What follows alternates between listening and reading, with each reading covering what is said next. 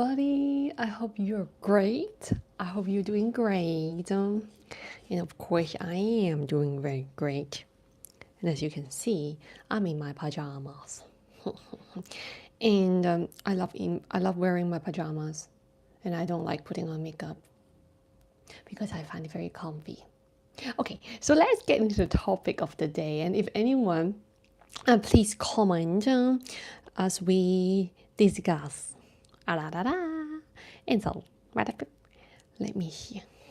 So let's get into Oh my god, I need to close because I'm actually watching this alongside, so then I can check whoever's comment is coming up. All right, so please share your questions or comments or anything in the comment section below, and so I mean the live chat below. Okay, so say hello if you are here. I'm happy that we are in this live chat room again. So, well, let me start off with a question as relating to the topic of today, which is blending Western and Eastern. Well, blending West and East, but mainly is about a lot of different things actually. Hello, Next. Is blending the West and the East in a way that we are going to talk about like ideologies or even certain geopolitics, and also different kind of I wanted to say tactics, but it is just what it is. Okay, and maybe we can even have a little touch on like DeepSeek, which is quite a heated topic, and also like Red Note. So basically, right? So if anyone has any kind of your opinions and your point of view, please feel free to share. All right. So now I'm gonna start off with a question posted by one of the viewers in our community. Okay, on this channel. So it is actually a very good question to start with. Hello, Maximilian Winter. Hello. Yeah, it is actually a very interesting topic. I would love to listen to whatever you guys have on your mind. All right. So now this question, let's kick this live chat off with this question. So what he asked about me is a question about me that he wanted to ask. He asked, can you explain your interaction with Buddhism, Taoism, Confucianism, and Christianity, both from your time, so my time, in the East, and my time in the West? Okay, so this is quite a big chunk of it. But however, because it talks about Buddhism, Taoism, Confucius, Confucianism, and Christianity. These are like really huge things here. But the question is basically focusing on my interaction with these huge four things, the ideology-wise, when I'm in the East and my time in the West. So my experience with Buddhism, let's talk about each briefly. My experience with Buddhism is because it started off from my own family. Both my parents, my dad, he studied for several years, into Buddhist studies, but then he quit. Okay, so there was a very early time in my childhood, yeah, a few years of that, because I still remember how his diet turned into vegetarian diet for a few years, and then he quit, back to eating meat and drinking wine, whatever that is. Okay, so that is his personal choice. And for my mom, she is an active Buddhist later on in her life, as in after my father quit studying Buddhism, actually. So it's very interesting. So early on I do have a very I wouldn't say a very intimate connection with Buddhism. However, I do have quite an early connection with Buddhism since childhood. and I actually do enjoy reading certain Buddhist teachings when I was a kid. So that is like when I'm in the East, right? However, when in the West, there's not much of Buddhism I can talk about because it is not something that I actively came across in the West, when it comes to Buddhism. So yeah, now Taoism is the founder of this religion, not really religion actually, but I'm gonna reply to your comment soon, okay? I see your comments. Yeah. Maximilian. But I'm just going to finish off this and then I'm going to go to the comment section, okay? So Taoism is, I actually really resonated with Taoism since young. In fact, one of my teachers, she gifted me a book of Lao Tzu. So that would be the founder of Taoism, right? So she gifted me that book. I think I was just in grade 6 or something. And I still have it, in fact. I think I do. Yeah, I think I do. Yeah, because I really enjoy the teachings from Taoism, even though it's actually quite a hard read at that time. But it was very meaningful because it talks. I resonate the thing that I resonate most with Taoism is balance, which is the yin yang. The reason that it's balanced, that now that in hindsight, or say at this point in time, I understand why it is like this. The symbol of yin yang. When the symbol of yin yang is like one side is black, the other side is white, and then in the white one there's a black dot, and then in the white part there's a white dot, right? The white dot. The reason is actually talking about divine masculine and divine feminine energy. It is essentially talking about in each of us, we actually have the white part in us and the black part in us, but also in the black part there is a white part. So it is something very occult. If we talk about in a Western thing, it is something occult studies, and it also can link back to many of the ancient cultures, including Hinduism, okay, including ancient Egyptian culture, and even ancient Greece. They all actually more or less talk about similar things, but just because of the different contexts, they kind of have to express it differently, in different ways. However, in the Chinese way, they actually, for Taoism, they mention it in the way it is a yin yang, like a symbol. Whereas for the Japanese, they would more or less, it's actually from Buddhism as well, because they have a very strong connection with Zen Buddhism very early on. It actually started from India, that area, which is Hinduism at first, and then to Buddhism. So Buddhism is more or less like a branch out of Hinduism, founded by Gautama Buddha. So it all started there, right? So the very original writing, so to speak, is from Sanskrit. Then later it would go to Tibetan writings system. So that would be Tibetan Buddhism, right? And then to China, and then to Japan, Korea. So it's like spreading all of that, which is very interesting, isn't it? So now Confucianism. For Confucius, he is a figure that I have studied some of his teachings. However, I don't very much resonate with his teachings. One perspective that I see when it comes to this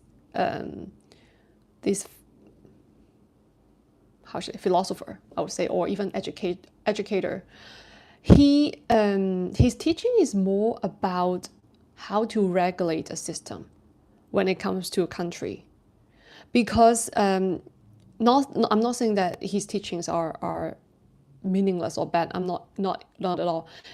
But his system, his way of thinking is very much adopted during a long period of time, actually, in China. It was because of stabilizing the social activities as well as the hierarchy. Because in order to have stability in the society, what he proposed is that you need to have a very strong understanding of your own role in your family, and that would then expand into, or say extend into all other areas in the society. So say they would have what he proposed would be the children. The children have to have a certain respect and always listen to the elders, which in the modern times, I mean, it might not apply because things has changed with Western ideologies coming in, mixing in together with the East. So it's more of a balancing now, the West and the East. However, when it comes to Confucianism, it is more of that to me. It is very useful at that time to be adopted as a system or as an ideology to run the country or to run that system that they actually need for prosperity and for stability reasons. Okay, so in the West, I wouldn't say, when it comes to Confucianism, I don't think I can't really find anything in the West, like modern time I'm talking about, because of Confucianism does advocate on collectivism, where when it's in the West, it's more about individualism, independence, right? So there's less of this. When it comes to Christianity, Christianity, it has quite. I was in a Christian school when I was a kid. However, I am not very. How should I say? I'm not very attracted to the Bible. No, I'm not very attracted to the Bible. However, I also know that Jesus is not a bad guy. Like, I know Jesus is not a bad guy at all, but it's just I don't really resonate with the Bible somehow. I just don't. But Jesus is good. Jesus Christ is good. Good guy, very good guy. But it's just that how I was being exposed to Christianity, it feels to me kind of like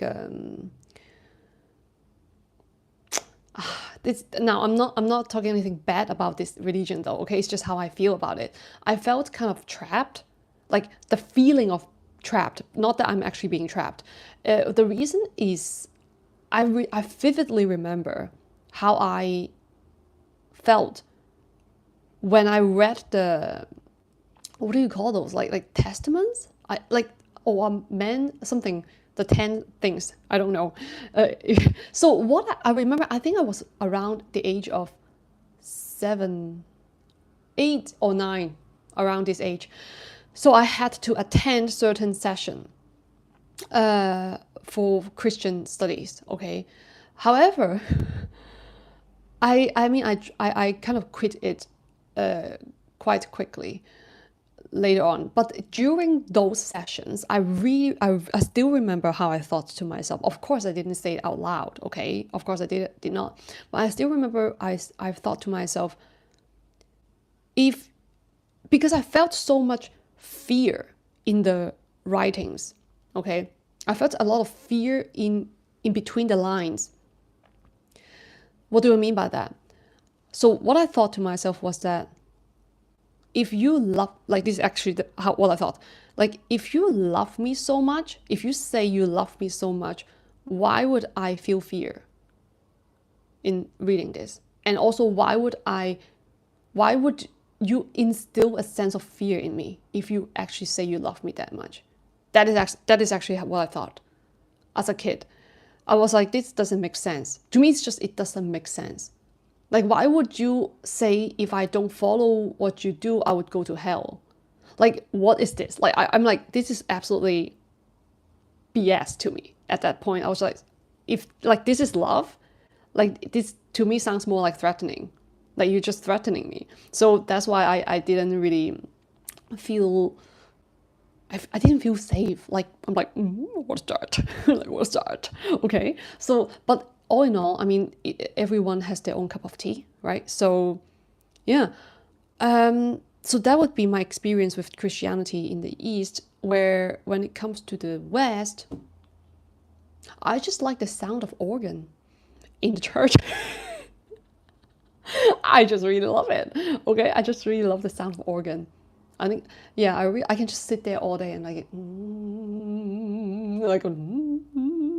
can just sit there all day and just listen to organ in church. Yeah, there are some really beautiful ones in Europe.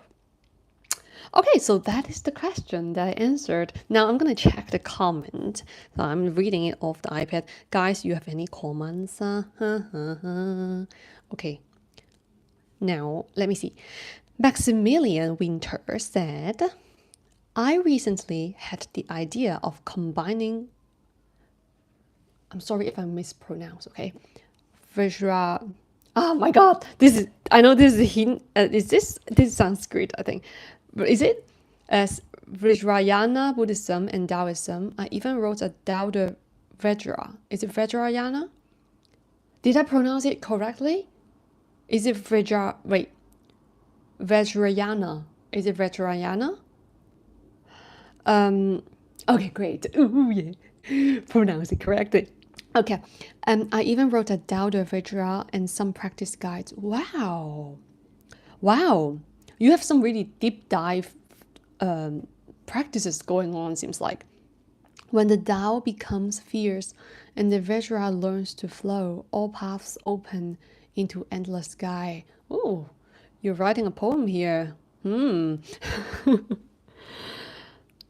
Why would you come? Why? How?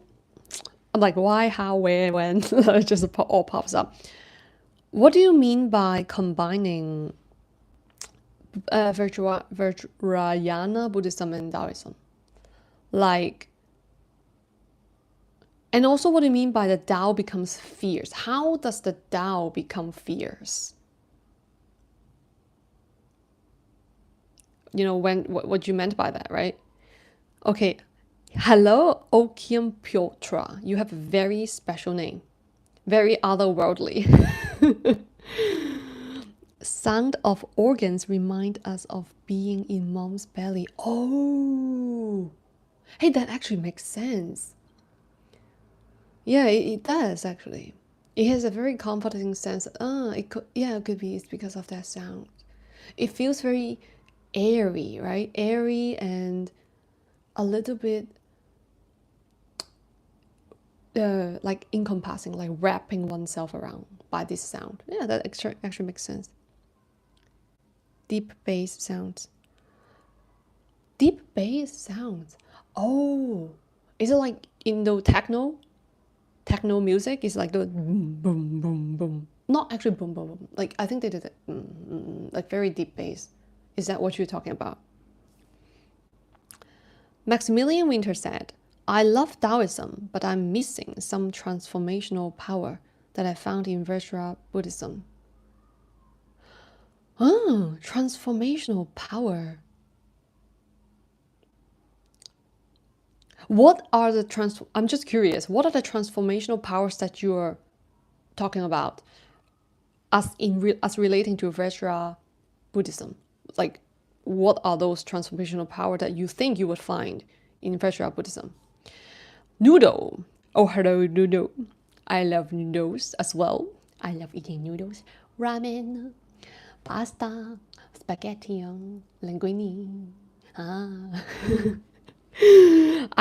So Noodle said, I find that Abrahamic religions tend to be more fear-based and tribal than Eastern ones. Islam, Christianity, loss of us versus them type of thinking. Interesting insight. You know what that brought me into thinking? Like your comment reminds me of it's the Islam, Christianity, those things. It kind of dates back to Mesopotamia, really, because there is a certain Mesopotamia is another branch. Really, the ancient Babylon is another branch of spirituality from the ancient days. It really is another branch. So if we see, like, I would say that it's like Hinduism is very very old one, ancient ones. But I wouldn't say Hinduism is like it branches off from Mesopotamia. It kind of, to me, is kind of another set, SET, another set of system.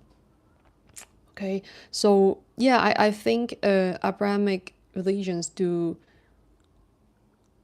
Yeah, maybe because I'm not very familiar with Muslim kind of teachings, and I respect all religions. I truly do respect all religions. It's just I'm not familiar with them, so I don't feel like I have the.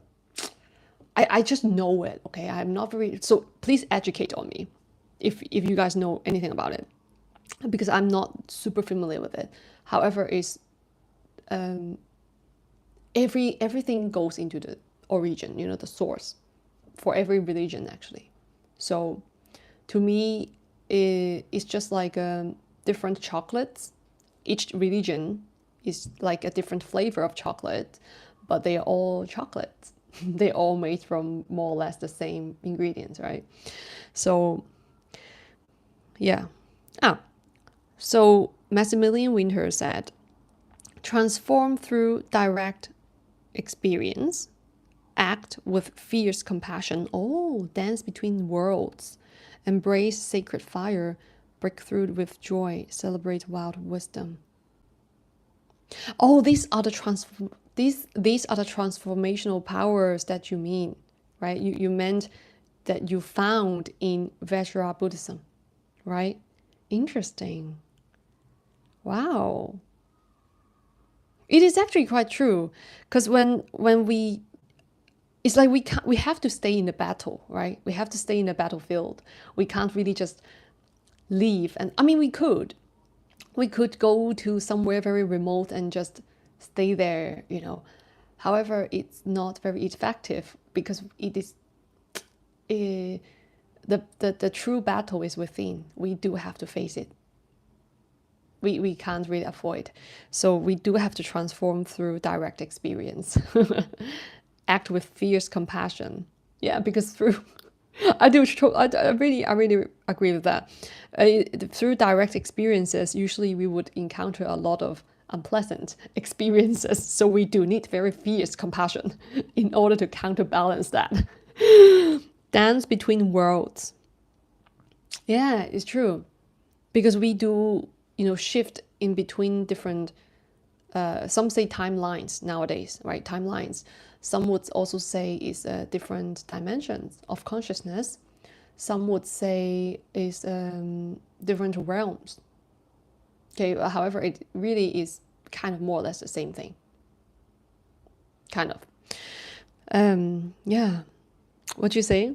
Oh, I always loved the original Taoism of Lao Tzu and Zhuangzi, but for some reason it was something left. It was something left? The action? What do you mean by there was something left? But for some reason it was something left. The action.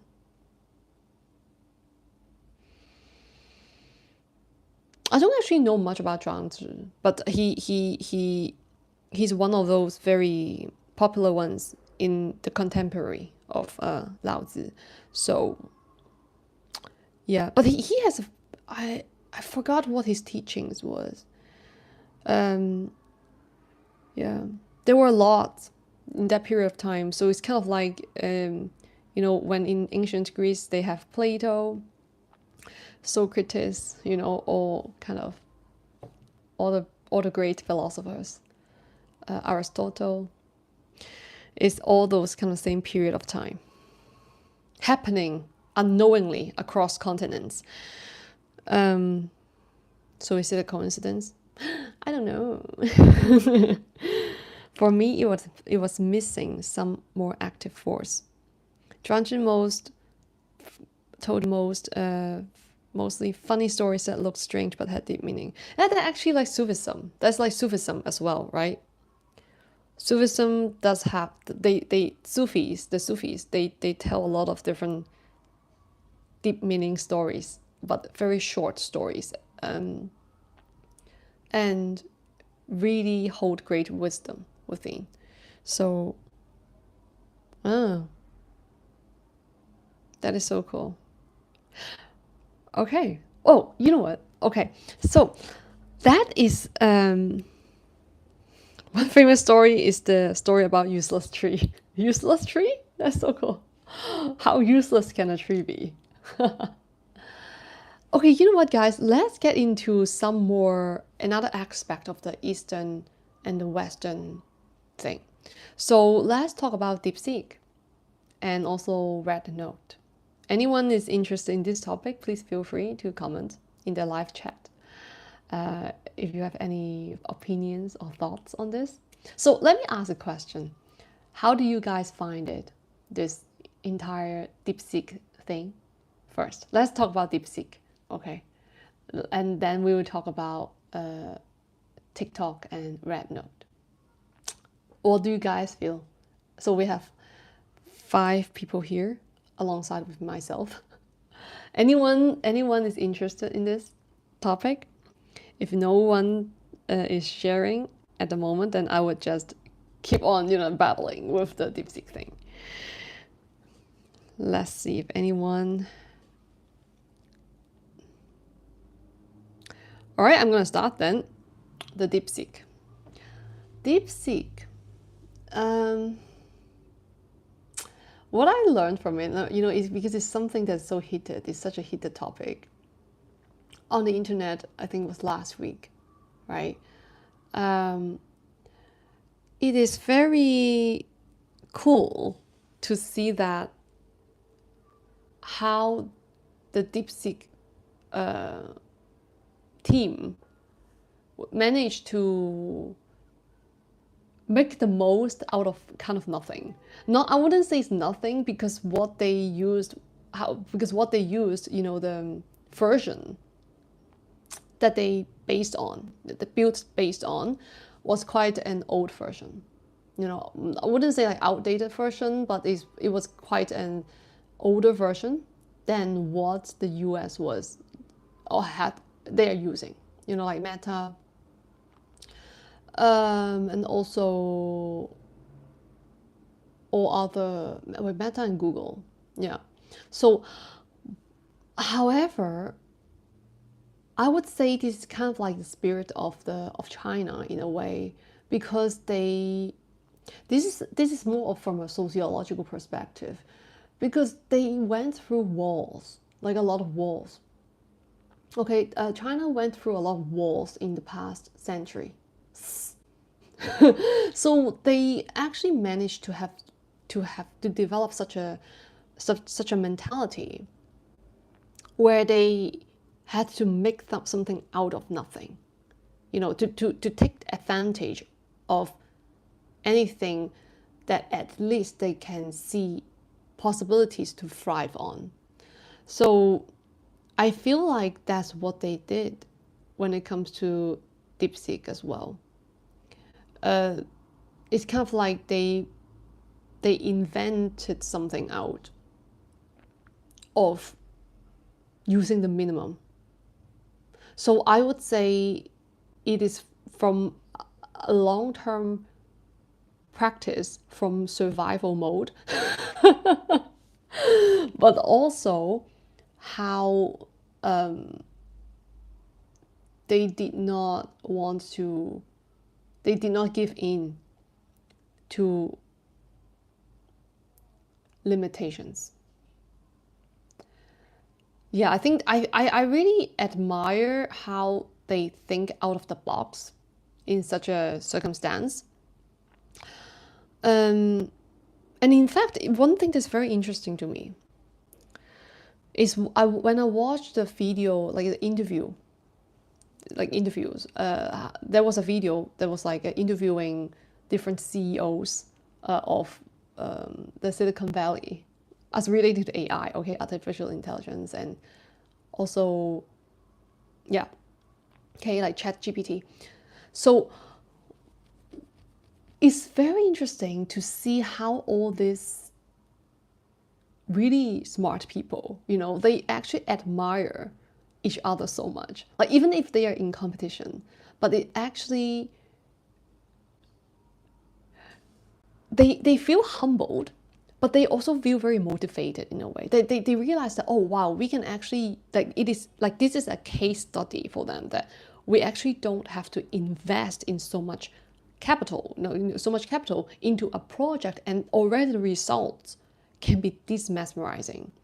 So I think it gives a very good push to all of us, not even just in the industry of AI, that we can actually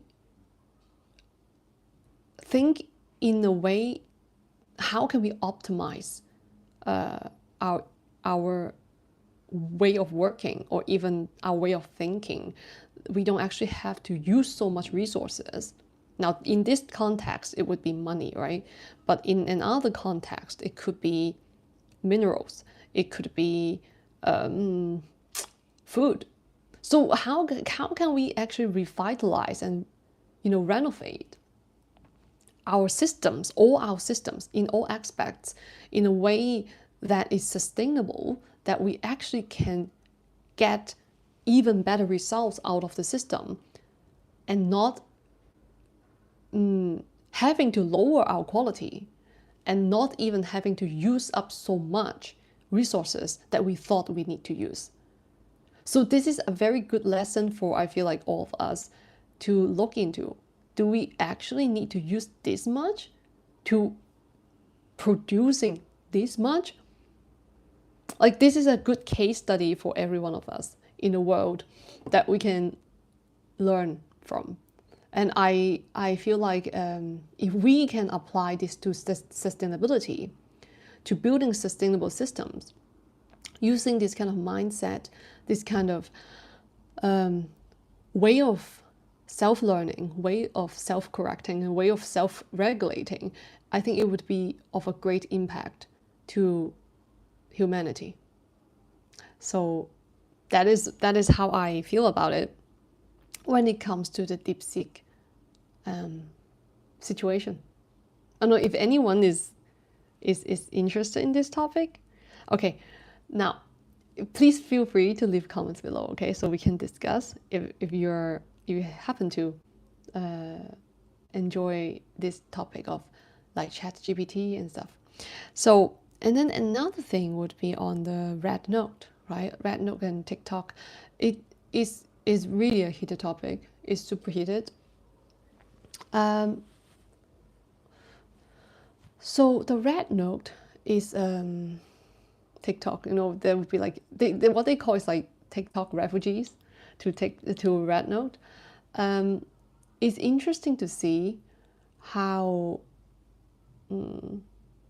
this entire migration phenomenon happening, but not in. When I say interesting, it does not mean that I'm taking sides. Okay, it's more, for me, it's more about, I see it as more like a social experiment, like how people would react to things like this. It is very objective, actually. It is not.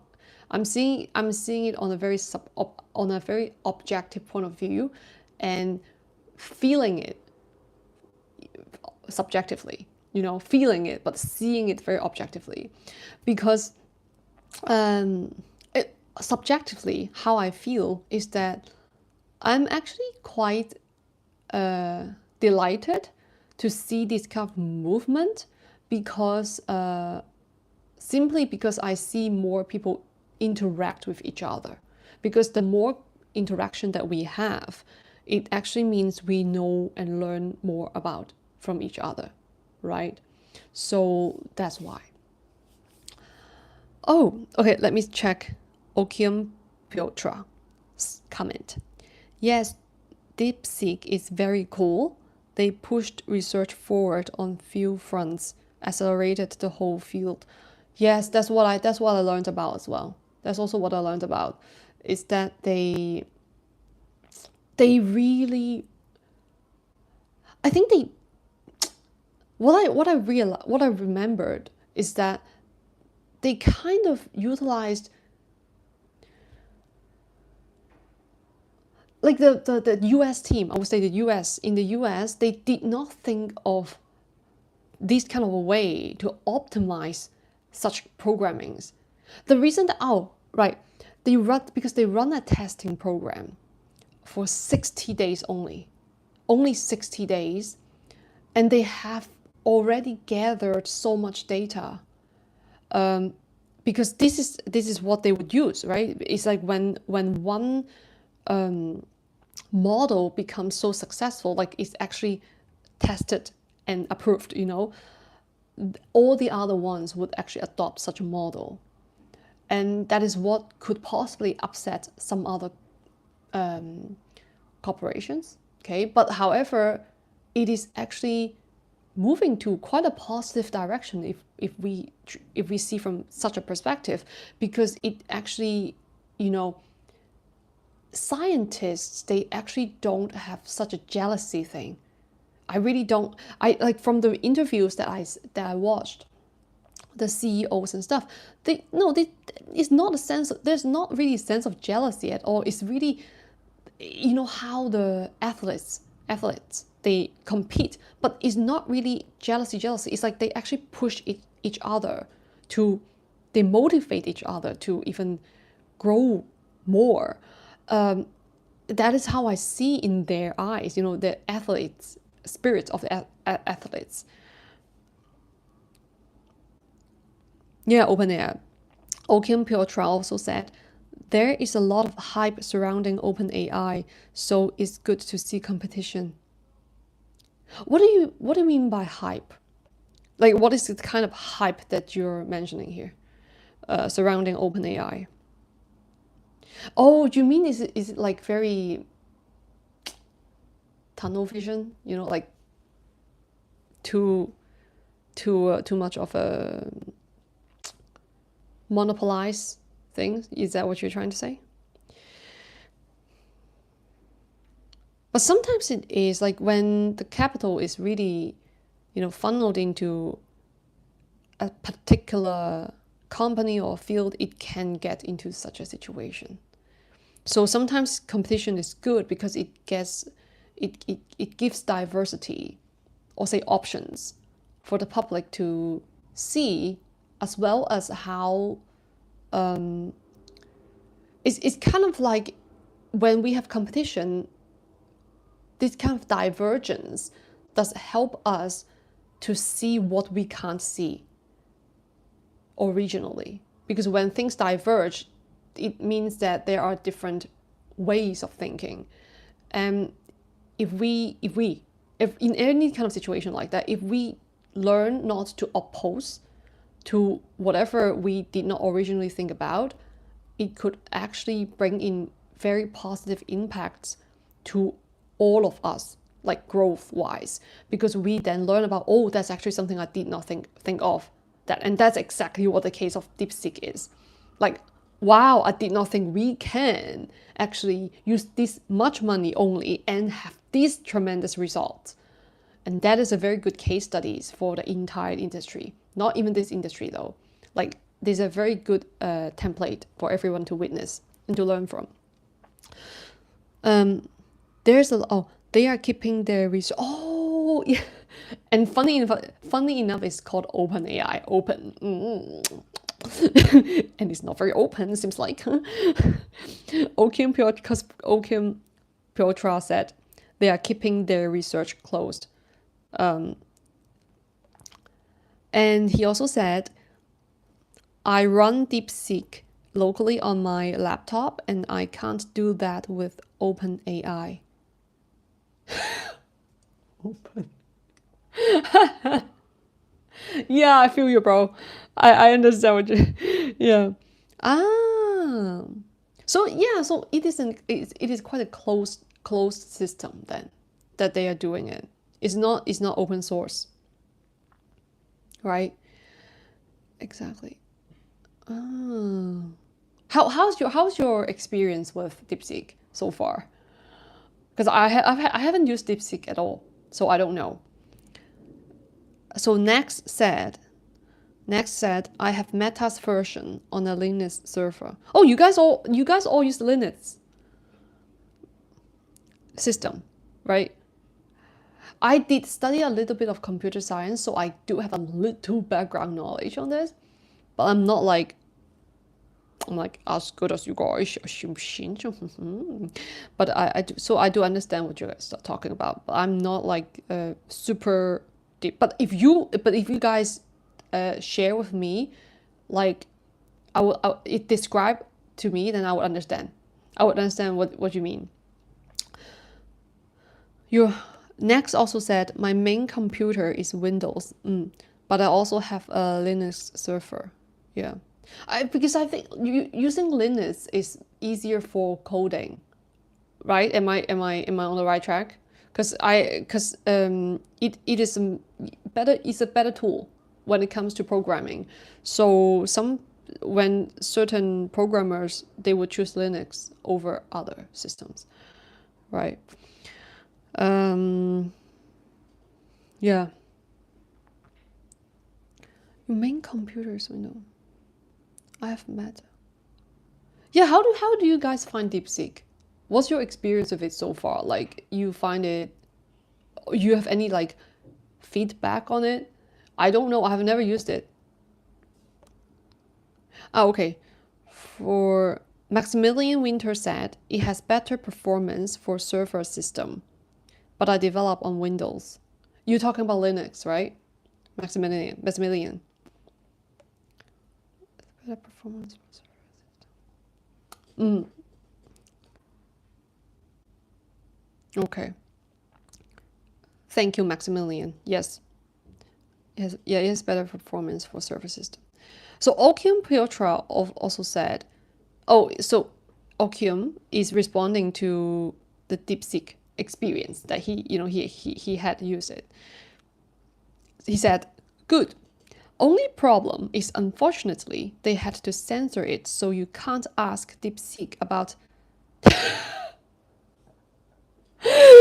Okay, I'm not gonna speak on this one. No, I'm not gonna talk about this word. For example, but you can go around the restrictions. Yeah, I think it is. This thing is just so weird. But the thing is, it's kind of like, it's like a hidden story that we all know, but it's not hidden. You know how funny it is? Like, it seems to be a hidden story, but it's actually not a hidden story. I don't know why though. Like, I don't know why, but I mean, it's something that we all kind of know already. But it's like, okay, we all know, but it's better not to talk about it. It feels like that, isn't it? So, anyways, so. But it's good that we can connect, using each other's system, so to learn from. Which is actually, what are you doing here? These two little things. Okay, okay, okay. People are speaking now. People are speaking. Okay, so let's see. Rob. Hello, Rob. So Robert said, that's because Linux is a more stable environment to code in and doesn't make massive operating system changes without notice for personal computers. How is that? How? Like, yeah, touchy subject. Yes. Okay. Yes, touchy subject. Yes. So Robert also said server side is completely dominated by Linux now. I think so too. I've never really heard. I don't really heard of any other system anymore. Besides Linux, like whenever it's like coding, it's like Linux, Linux, Linux. Yeah, that's because Linux is a more stable environment to code in. How would it be massive operating system changes without notice? Oh, update. Is it like updating the versions, and then they would have like massive shifts? Is it like that? Yeah. I don't know. I don't know. I think I'm guessing like maybe that's the reason. Um. Oh yes. Okay. Thank you, Robert. Now I learned something new. Okay. And also, this thing also ties into Korea and Japan in a way because Korea and Samsung, they produce a great amount of hardwares. Japan, I'm not so sure. So Japan is more like half half. I think they do develop quite good software, but also they do quite a lot of hardware as well. Hardware. So, but I'm thinking the hardware. What do you guys think? Because from what I know, it's really about when it comes to hardware. Of course, China has they have a very great production system. Manufacturing because of the workforce, labor force.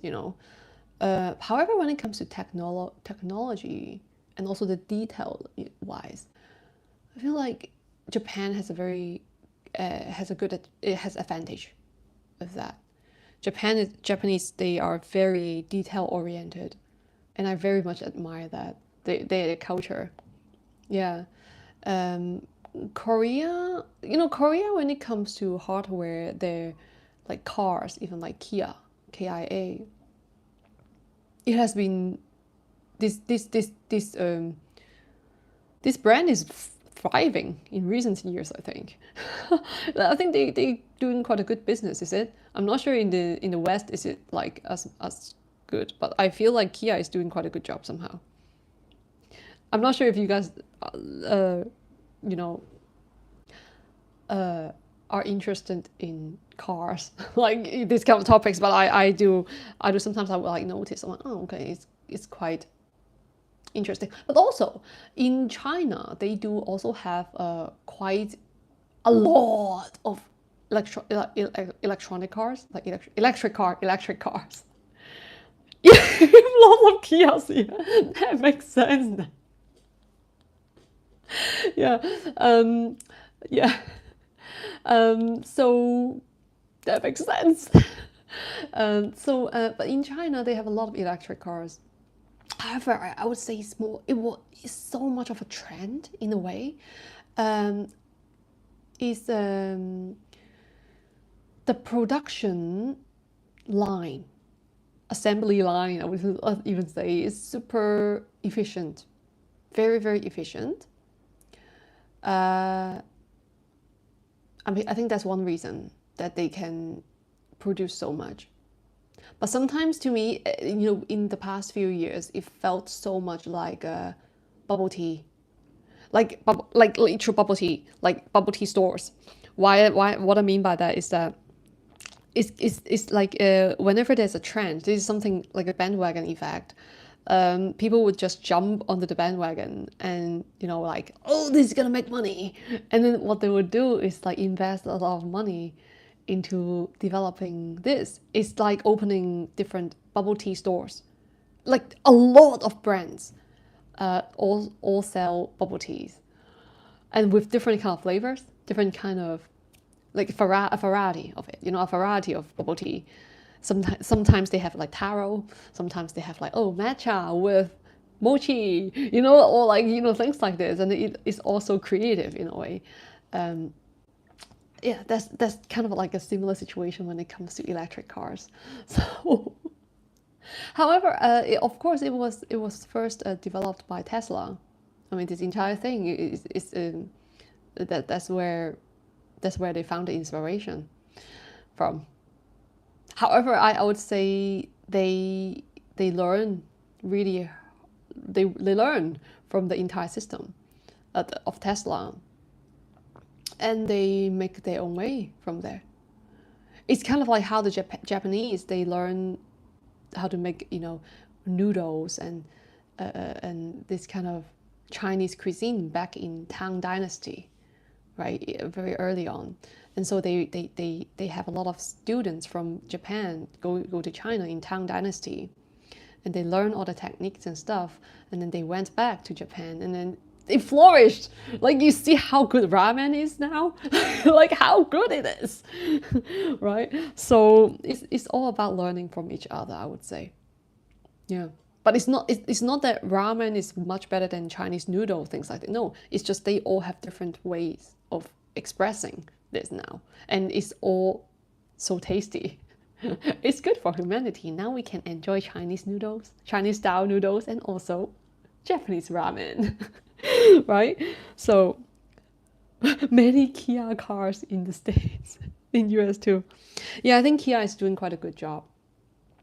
In they used to, their aesthetics, like when it comes to aesthetics, they used to have quite a ugly cars. But then in recent years, I would say the past 5 years mainly, they really invested a lot of money and time and effort into packaging the car, and also the vehicles, basically, aesthetically. And they adopt more of a Western sense. How I would say is, one of the car brands that I do like is Volvo. Volvo. Volvo. I like Volvo. Volvo is a Scandinavian brand. I love the aesthetic. I love how, how smooth it is, like the aesthetically, design wise. However, the reason I brought this up is because I feel like Kia adopts this kind of Western elements into their design, and so exterior design. That's why it can have, it boosts up their sales in a way. But I don't know how the system is, because it really depends on the system as well. Whereas for Japanese cars, they are very efficient. Japanese cars are very affordable and efficient. So it's because of the technology and the techniques that they use is very detail oriented, and I really admire that. How are you guys' experience of car? I don't know. Why am I sharing your experience with cars? What are your favorite cars, like brands wise, for you guys? Yeah, workmanship. Robert said, the workmanship Japanese bring to their interest is what makes them special. Absolutely agree. Sure, they may have inherited noodles or technology, but manpower spent on refining it by the Japanese is unique in Asia. Yes, absolutely. Chef's kiss. Like their craftsmanship, the spirit of craftsmanship, I'm like, they're just so good. They're just so good. I can watch a video of them simply cooking or simply doing some handwork crafts, like making like making basketry, like these kind of baskets. And I'm like, oh my God, that's so nice. Like the bamboo basket. What else? And also, even when it comes to architecture, they have really strong engineering and designs, when it comes to withstanding any kind of earthquake situation, the shock. So they are really innovative in this. Shall we talk a little bit more about the West? I've been talking about the East. What do you guys think when it comes to this? Yeah, because I'm like blending West and East. We talked about religions. Now we talk about the cars. We also talk about the open AI. I'm like, rapping. Rapping. Yeah. What other topics do you guys would love to talk about? Like when it comes to the West and the East, because there are so many things we can talk about, right?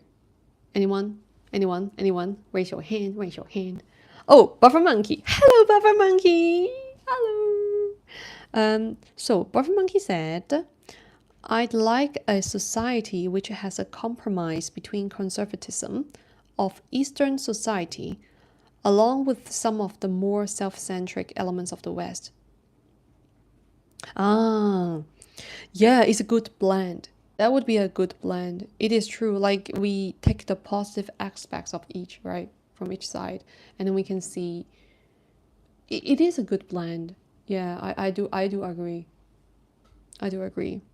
Yes, Buffer Monkey. Yes, I do agree with you. So Okium Potra, Pokium Piotra said Tesla started electrification, but China is now doing great. You mean like the spark, right? The spark. Someone was telling me Shenzhen is eerily quiet on the streets because all cars electric. Actually, yes. In how many of you would like to actually visit China? I'm just curious because I know now is a heated topic though. Like a lot of people are like, I would like to visit China. Um, I think is so. Robert said Hong Kong 25 years ago may be the closest you'll see to that Western Eastern blend. Yeah, yeah, I agree. I think so too. Yeah, I mean it's very interesting. You know, Hong Kong, Singapore, these places are. Singapore is something else though. However, it is a very good example, say case study, for us to look at. They doing quite a good job in blending this. Because there are actually a lot of foreigners, as in from States, from Europe, to work in Singapore. So, and also in Hong Kong as well. It is a, so I think it is a very good case study when it comes to this. Yeah. Um, I was going to speak on something, but I forgot. It just, yeah. Oh yeah, I was like, how many of you guys actually interested in, in knowing more about China? Because see, it's very hyped. It is a very hyped topic now. So Buffer Monkey also said, it's an unpopular view in the West, but I think British colonialism made a good effort to blend East and West. I would say it has it serves a purpose. British colonialism. Um, it serves a good purpose to introducing the Western ideologies into the East. However, it also sometimes could manifest with the element of Eurocentrism, when we trace back into history. So that possibly, gave rise to different outcomes because of that. However, it's a very good, it serves as a very good foundation for, serving as like a middle point where the East and the West can meet. So it is actually, it does have a very good, it has a purpose, definitely. Yeah, when it comes to British colonialism, because it's new energies, it's like new insights. If a place has never been ever exposed to other ideologies, then they would not even know such ideologies could even exist. So it is actually really great as in for expanding the worldview as well as how we can learn from each other. And of course the British does a great job in that because they have a lot of colonies all over the world. Yeah, and also France as well. But the British has the most. in India, in China. Where else? Where else? South America? Is there any from British? But there's more Spanish, right? Spanish in South America. But well. Oh, it's 1 hour already. Oh, Australia. Yes, Australia, USA. Yes. Oh yeah, USA. USA. Yes, that's the entire thing is British originally somehow, right? Yeah, that's so true. And Canada. I'm like, that's the biggest part continent. And I forgot about it in Australia. Oh my goodness gracious. Yes, that's so true. Thank you for reminding me. Yeah. Um, let's talk 15 more minutes. What do you guys want to chat on?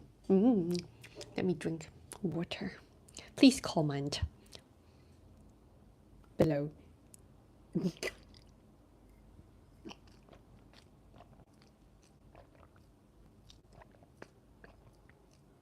If you have any questions about me when it comes to blending West and East, please feel free to ask.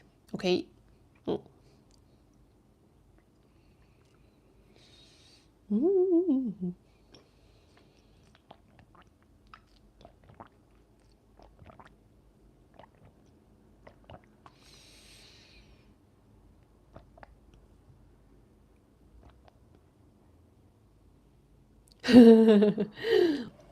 I love your questions. Okay, let me take one more sip.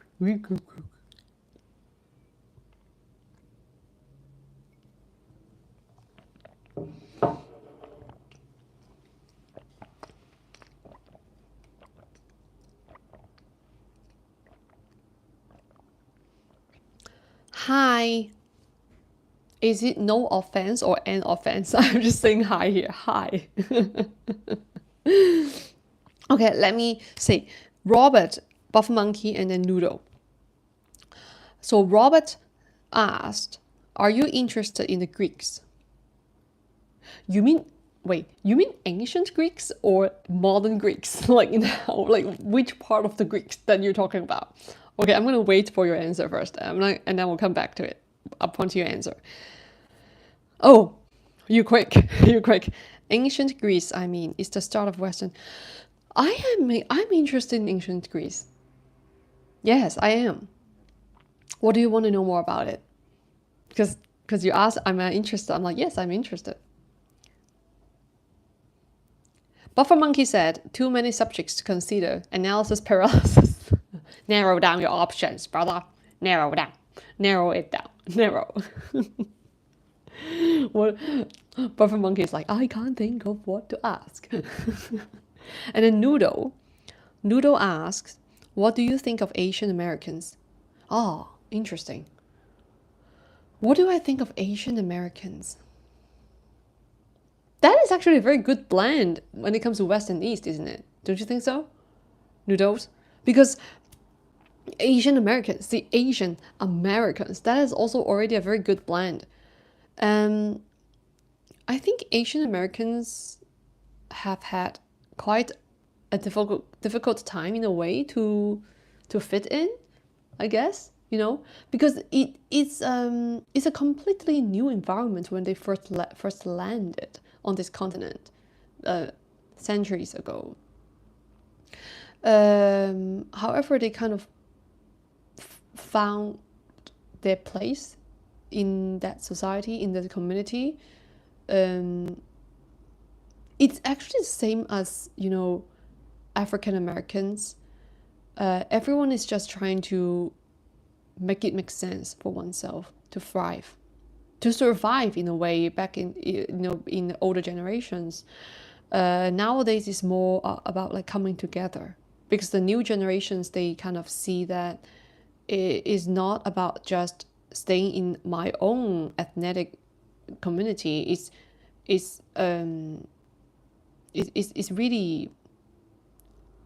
really about co-creating. It's really about learning from each culture, from other cultures. And the interesting thing is that they now have a common point. where they do see themselves as Americans, right? Even if they have they have an Asian background or African background or South American background, whatever it is, everyone sees themselves as American. They do have a common point that they can relate to. They live in a similar context, right? And so this actually helps to bring people together because now in these new generations, they have a common point that they do share. Common experience, I would even say. So, and that would actually bring in all the cultures together because of that. Is it? Do you feel that? Um, so Noodle said, Robert, I would come back to your question. Just gonna see Noodles. Noodle said, yeah, I feel like Asian Americans get along with each other better than Asians. Yes, because it is very interesting. It's like a different tea blend. You know, the Asian Americans are like a different blend when it comes to culture. They they are brought up in an environment that is completely different from Asian. Um, However, they do still have the element which would be their family. They are Asian, but they are surrounded by a completely different context or say environment. So that is a very new subculture, but then it becomes a majority over time, right? And a major community over time. It's very interesting. Like if we see it from like a biological perspective or sociological perspective, it's very interesting to see. So it is like an other species, subspecies. Sorry, another subspecies like a like golden retriever and Labrador. You know, like I'm not saying who is who. I'm just like using as an analogy. Like it's a subspecies. It's super cool. Uh, yeah, but they might not resonate so much with each other when it comes to this, but they're friendly. They're still friendly to each other. Yeah. Okay, let's go back to Robert's question. Robert said, ancient Greece, I mean, is the start of Western civilization. And then he asked, have you been exposed to Greek mythology in the East? Oh, yes. Like when I was younger, there are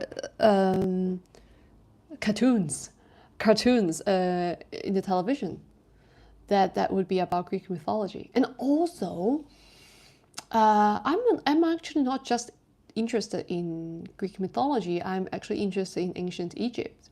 Actually, since very young, you know, one of my dreams, but it was like very young. I thought of being an archaeologist. Archaeologist, yeah. Not anthropology, but archaeology at that time. Yeah, I was very drawn to those things. I remember when I was in maybe like grade 7 or 8. No, not even. Like grade 4. Yeah, I was I bought a book which was about ancient Egypt and I read about it. You know, it felt so eerie to me at that time, but I was just so attracted to such things, and also Greek mythology as well in a way. But you know, Greek mythology, a lot of the stories that they tell, Greek mythology, they are actually talking about human relationships. Even when it comes to, you know, the story between, who's that? Psyche and Eros. So Eros, Eros, Eros, he is the son of Aphrodite. Aphrodite, okay, the love goddess. So that would be Venus in Greek mythology, but then Aphrodite is the name in Roman. Okay, Eros, the love story between Psyche and Eros.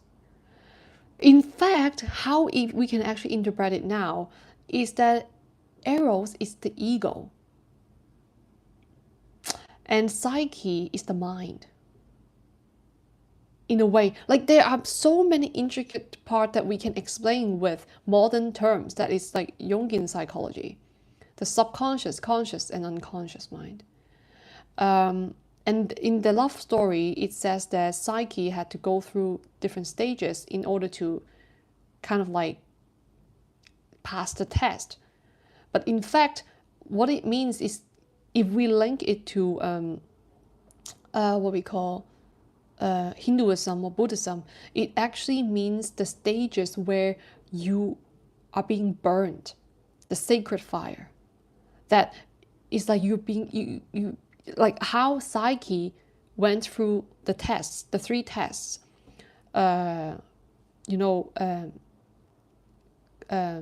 she was being tested by Aphrodite. Is actually tested by love. It's the test of love. How devoted you are. So that would then be talking about bhakti in Hinduism, right? Love, devotion. How devoted you are to love. But this is not in the sense that you're being tested so to go to hell. No, it's not like this.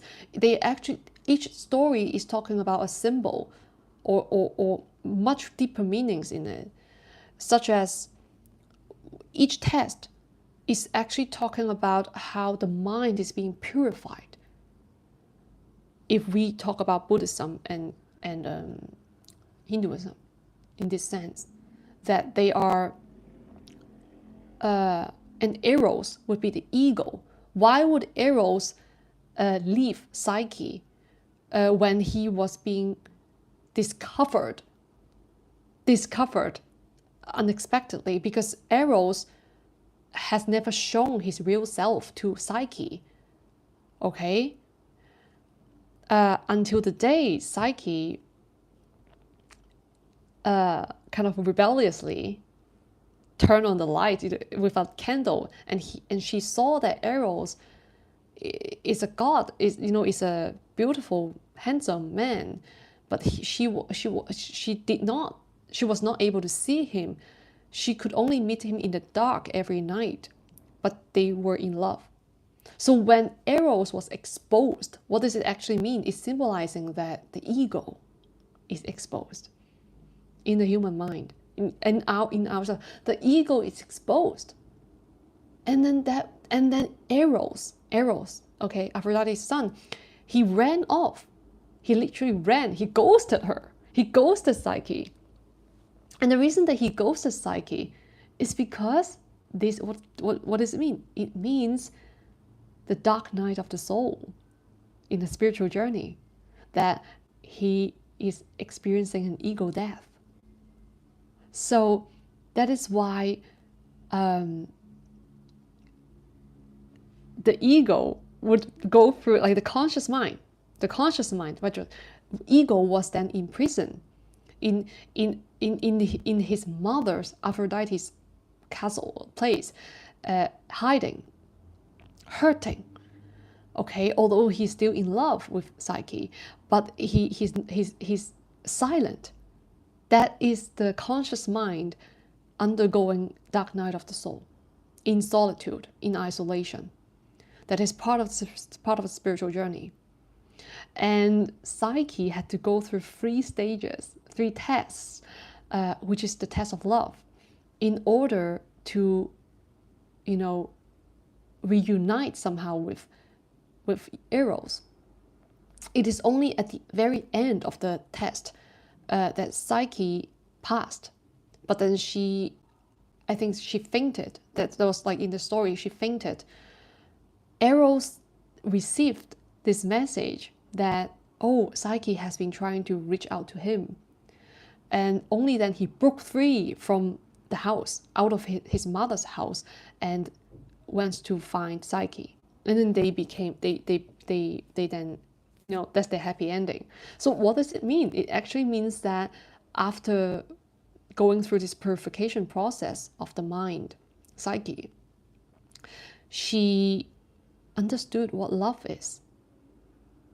And that's when the ego is released. That is freed. That is the freeing of the self. Like now I know who I am, consciously, ego, Eros. And so Eros would then reunite with the Psyche, ego and the mind, in balance. And that is the happy ending. of their love story. Okay, so yes, I do love all of this. And in fact, in ancient Egypt, Isis, and Osiris, they are actually symbolizing the divine masculine and the divine feminine. Isis is a mother energy, divine feminine. In fact, Isis, if comparing to, so Isis from ancient Egypt, if we compare to Hinduism, is very much kind of like a Saraswati, but I would actually say the three goddesses together, Lakshmi, Parvati, and Saraswati all together, that would be Isis, more or less, in a way. So it's like they kind of like branch off different goddesses just for specification purposes, but it's just all energies and archetypes. Okay, wow, okay, there are quite some comments. Let me read. Buffer Monkey said, it's interesting there's such an overlap in East Asian philosophy and ancient Greek philosophy.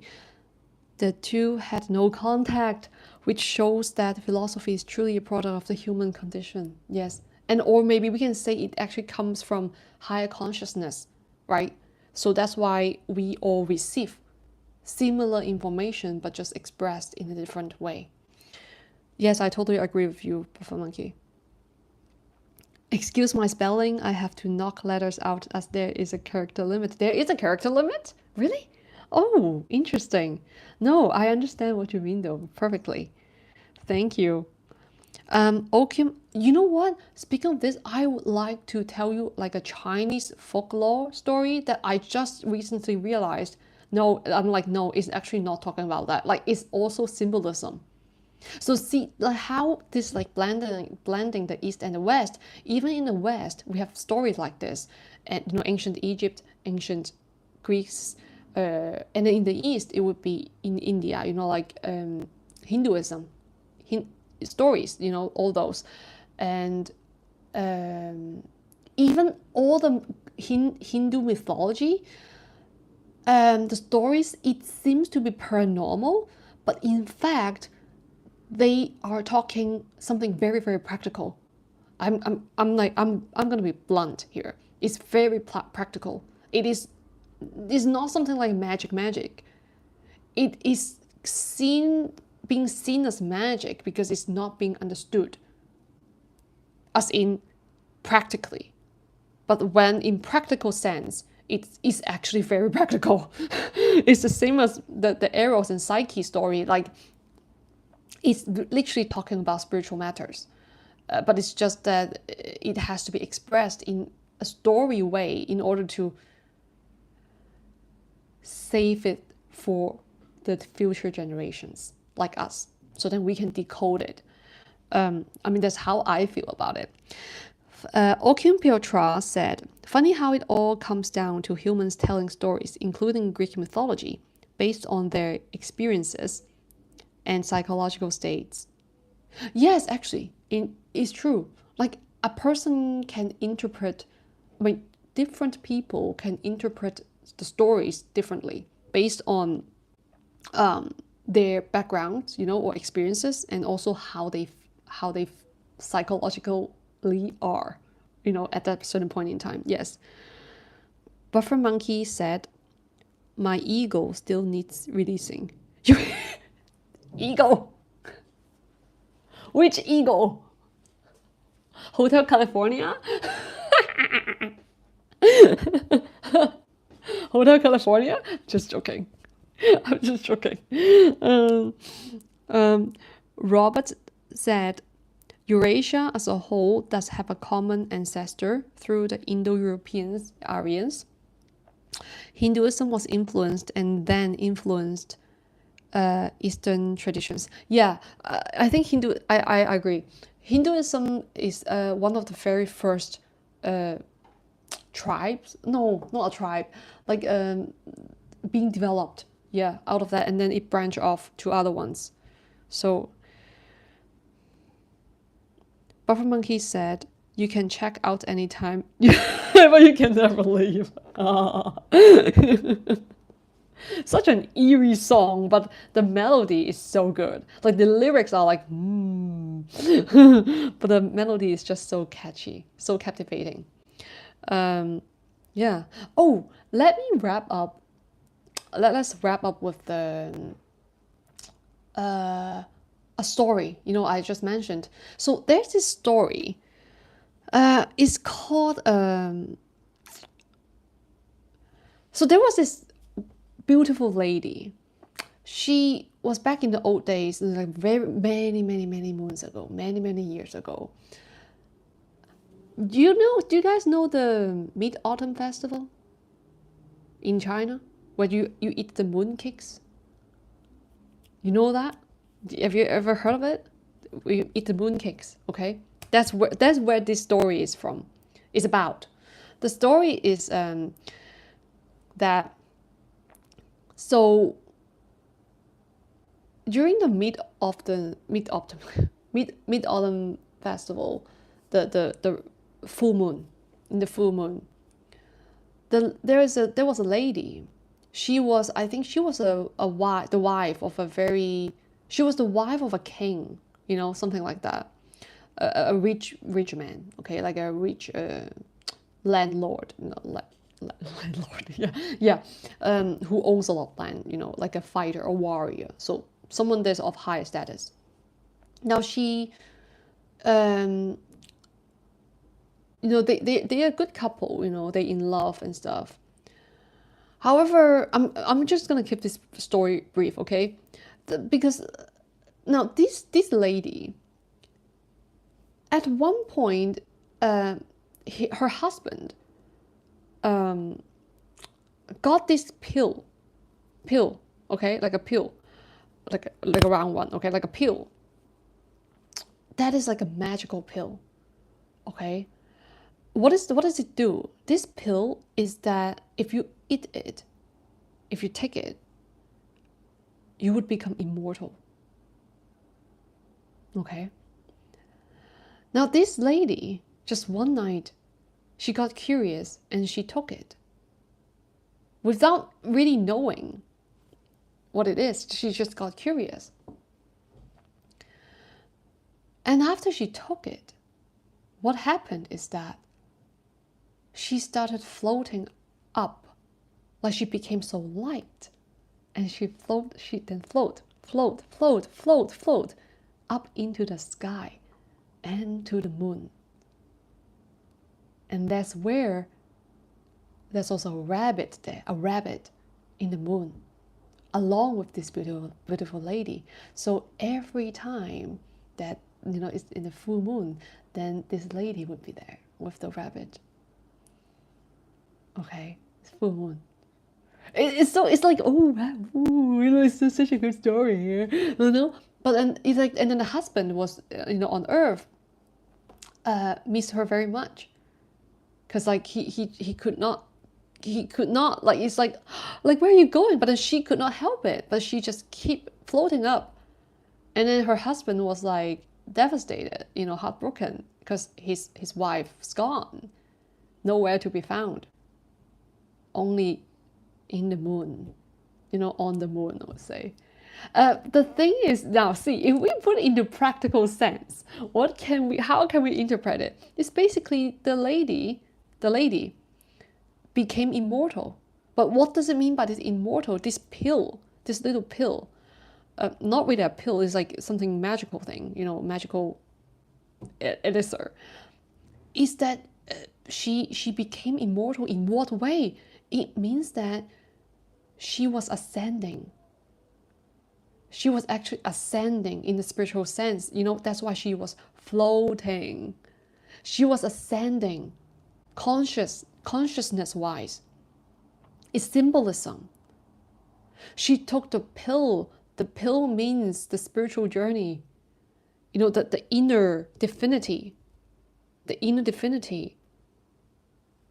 And that's when she chose to go on the spiritual journey. She kept ascending. And when she ascends, her reality would become different, and so would her surroundings. That's why she would then not be with her husband anymore. It's really like that. And the reason, yeah, that's why she floats. Like when I was a kid, I did not understand, like, why would she float? Like, why would she become lighter and float? It's because she got lighter. Light. What does it mean by light? It means not as dense, density wise. In science, right? Physics, when something is not as dense, it means it's higher vibration. Higher vibration means lighter. And when something is light, it floats. It means ascending. So that's kind of what it also means, right? In a way. Let me read the comments. Buffer Monkey said, when they teach history in the West, they give the impression that ancient people were dumb. Usually, yes, I know. I was being taught that way as well, and believed all mythology and gods as literal, but they knew they were metaphors to convey lessons. Yeah, they are all metaphors to convey lessons. It's like all the wisdom and lessons are encapsulated into stories. It's super cool. And some of them would like they put it on stones, rocks. They actually carve into stones and rocks, because those are the ones that could withstand times, like even storms, rocks, right? So that's why I think that's what the ancestors did, because they wanted to pass down this information to the future generations. Yeah, usually they would say the ancient people were dumb. I'm like, no. I'm like, now I'm like, no. I'm like, they are super wise. They are just so wise. The ancient ones. Super wise. Look, they don't even need a clock to tell the time. They can just look at the sun.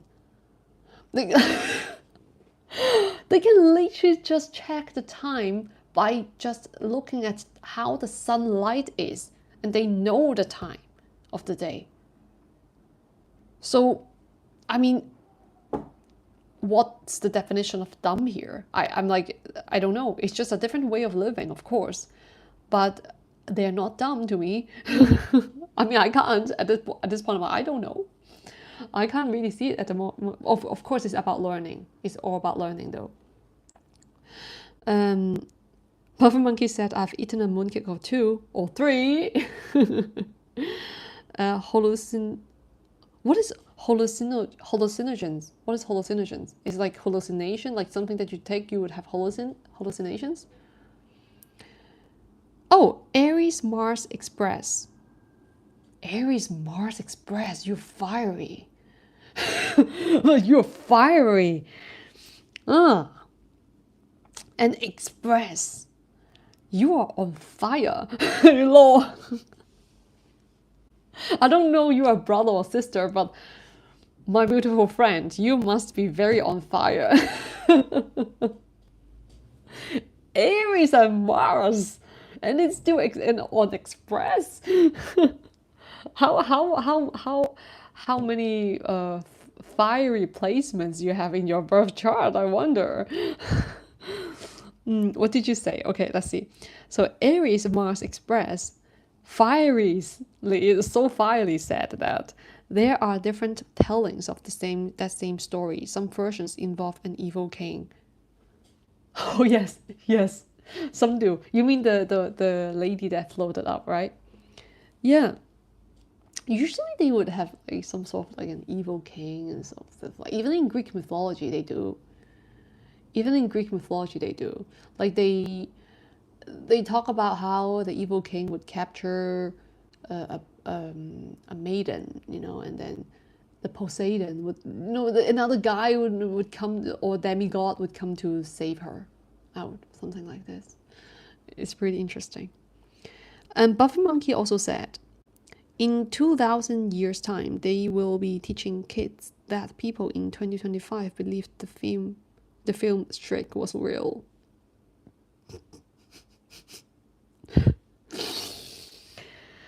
Well, I hope we are much smarter and intelligent than We are now. By the time we're in 4,000 years, 4,000, right? The year 4,000. I hope. Please. Although I do like the shrimp, the shrimp. Although I do like the film Shrek as well. It's so funny. I love the princesses. They are so wild. I love how they literally are so manly and so mindless sometimes, and they just like, but they speak the truth sometimes so bluntly. It's so funny. I love all those scenes with the weird princesses. So funny, oh my god.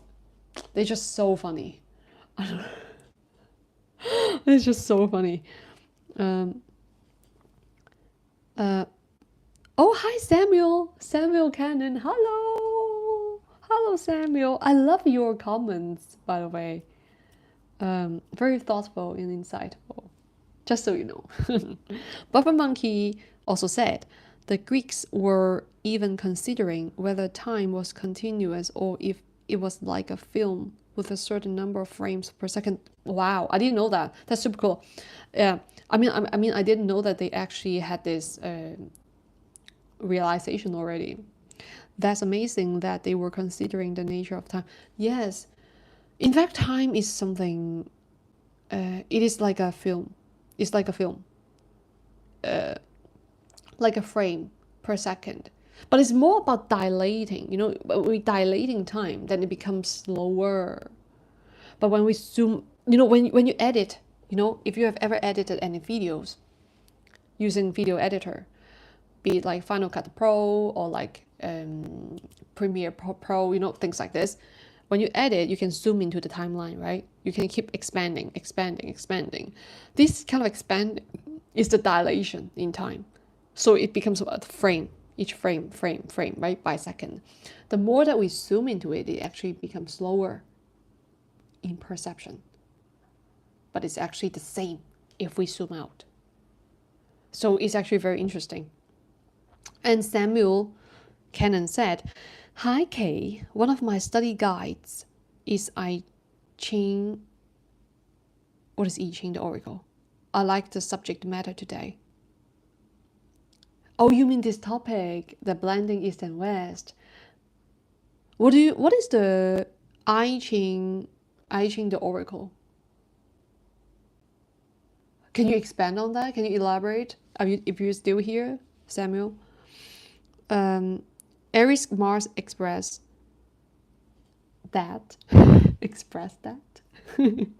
Ancient stories are meant to convey much deeper lessons, not usually historic events. Yeah. Yeah. Yeah. Guys, no, Buffer Monkey, I'm actually gonna read, but there's something that pop up on my mind. I really just want to ask you guys. Okay, on spot. Okay, on spot. I thought of creating a Discord. Okay, like a actual group Discord. If anyone knows this, I'm also new to Discord, but I feel like it would be nice if people can chat on over there. Are you guys interested in this? Because I actually have it set up already, but I just haven't launched it. But I feel like this is the right time that I can ask you guys here if you guys are interested in that. Like, would you be interested in joining such a group, Discord, where it's kind of like a community center? You know, it's like going into a coffee shop, like you mingle with people and you just join in any kind of conversations that you like on spot, and whatever interests you. Anyone's interested in such a thing? Just let me know. Raise your hand if you do. Raise your hand. Okay. Is that the thumbs up is for the Discord, right? Okay. So if anyone is interested, you have this option. Okay, great. Thank you guys. Great. Okay.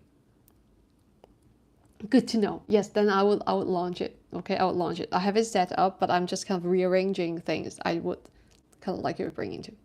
Okay, great. Thank you, Aries Mars. Okay.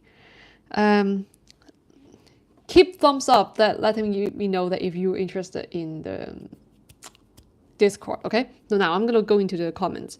Buffer Monkey said, I love how in ancient times that science was regarded as part of the same area of study as art and philosophy. It allowed them to make connections between them that we don't today. Yeah, it is true. It is true. Yeah, they actually interweave all these kind of science, art, and philosophy all together, and not having them so separate in a way. Because now if we study in universities, we kind of have to choose one path, right? Like if it's science, then science. If it's art, then it's art. If it's philosophy, then it's philosophy. We don't really have any kind of like cross-disciplinary connections.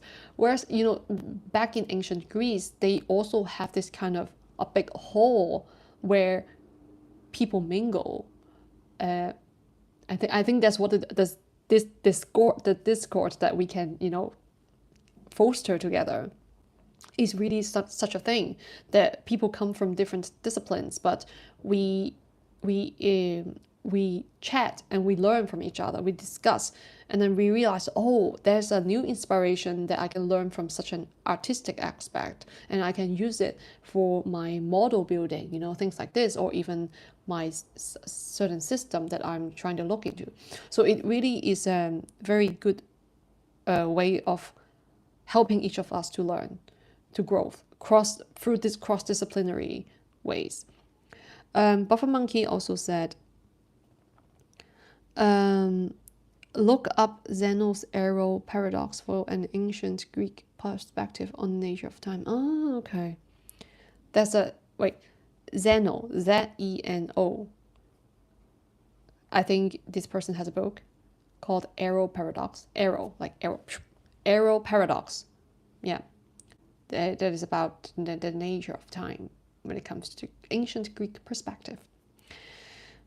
Robert also said, I don't agree. A mathematician can still have an interest in philosophy or anything for that matter.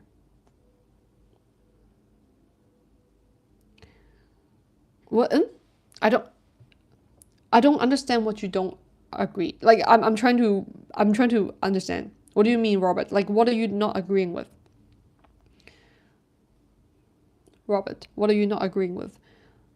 Like when it comes to, like, what do you mean? Why is it that a mathematician can still have an interest in philosophy or anything for that matter? Yeah, it's true. Like, of course, like a mathematician, of course, can be artistic, philosophical at the same time as being interested in maths. So that part I totally resonate. But like, what are you not agreeing on? That's what I'm trying to figure out. Buffer Monkey said, I think that's why we end up with horrible architecture. It's a breakdown in the relationship between engineering, art, and the human psyche. Horrible architecture. I think I'm more prone. I'm more. Yeah, I wouldn't say they're horrible, but I think I'm just more towards the nature type of architecture, or even I like the Haussmann architecture in Paris, Haussmann. I also like the London ones. Yes, I do. I like oh, to be honest, I actually really love Persian architecture. I love Islamic architecture. I especially love the Mongol areas. Mongol, Mughal. Mughal. Yeah, I love that kind of architecture. Okay, Robert said that mathematics, science, art aren't related today. Oh, okay, I see what you mean, Robert. Yeah. No. Oh, okay, I see what you guys mean. Okay, no, Robert, let's see, because I'm trying to understand as well, but I'm kind of get what you're saying, Robert. I think what you mean by you don't agree is that, are you like replying to Buffer Monkey's comment where he thinks that I love how in ancient times that science was regarded as part of the same area of study as art and philosophy. It allowed them to make connections between them that we don't today. I think you're replying to this comment. And so Robert said, I don't agree, because a mathematician can still have an interest in philosophy or anything for that matter. That mathematics, science, art aren't related today. That's why Robert said, oh, okay, I feel like you guys are actually on the same page. It's just that Professor Monkey is saying he likes how in the kind of like in the mindset or mentality, the system in itself, the education system wise, or even the connection wise in between people, that they don't like separate it so distinctively in the way that how people interact with each other. You know, he's not really talking about in the person. I feel like Robert, you are talking more about like in a person as a mathematician. This person can also be interested in philosophy or art, you know, which is very, very true. That's why you also said mathematics, science, art aren't related today. I feel like you guys are actually on the same page. It's just you're seeing from a different perspective. Like you're talking about different areas. I'm not sure if I'm kind of making it make sense here. I might be wrong. So please let me know if it makes sense to you, what I just said. Yeah. Robert, okay. But I totally agree with you. Is that mathematics, science, art are actually related today, but I think he was talking more about the system. But I personally feel like it's better to bring them together. So then that it's like cross-disciplinary wise, it'd be super beneficial for us all to learn. Okay, Samuel replied to me that, okay, it's a book by an author that's associated with Tao Te Ching. Oh, philosophy and divination. This reference shows I Ching has shamanic roots. It helps you understand this kind of enlightenment. Ah, interesting. Ah, cool. Reference shows shamanic. Yeah. You know, this is something that I would also like to share later when it comes to the, you know, how the Chinese, they also have a system when it comes to, you know, like Tao Te Ching philosophy, things like that, or even their way of connecting to nature, because they actually have 5 elements in China. In Chinese system, they have 5 elements, you know, the fundamental elements. So in the West, now it's, you know, West and East, okay? So in the West, usually it's the earth, fire, water, and air, right? And then you have space. But the space is usually not talked about in the West. Is more in Hinduism, they would wrap it up with 5, okay? Okay, usually it's the 4 elements in the West, very, very West, okay? But I'm not sure, maybe in the shamanic communities in the West, but that would be more ancient, right? Tribal. So they would also include space. When it comes to the Chinese system, it's very different. It talks about, it's not very different, it's actually similar, I would say, but it's just expressed differently. That's what I was trying to say. So they actually have wood, water, fire. No, wait. No, gold. Gold, wood, water, fire, and earth. Earth, yeah. So it's kind of different. It's gold and, yeah, gold. They have something called gold. But gold is more about, you know, the philosopher's stone. That's kind of it. If we link it to the West, okay? That's like all in one. So if we can also see from the West perspective, it could also be called the space, which is like all in one.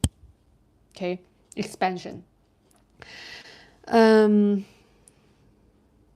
Interesting, Samuel. Interesting. Yeah, I think we can talk more about it on Discord. Yeah, I'm not sure if you were here, Samuel. Did you listen to that? Like, if we can talk about various topics. I feel like because I feel like everyone here in this community, uh, we all have similar interests as well as uh, we have different backgrounds and also different um, interests in a way as well that we can bring forth to share with one another and learn from each other. So that would be great, and that's why I would love to, um, initiate or facilitate such a space for everyone to interact with like-minded individuals, right? This is the live. The live chat is a way to. I want to see if anyone is interested in this, this kind of conversation. And so, yeah, there are people like you guys, loving this kind of interaction and conversation. So I'm like, okay, then I can set up a Discord, and then people, let's learn, let's discuss, let's play, you know. So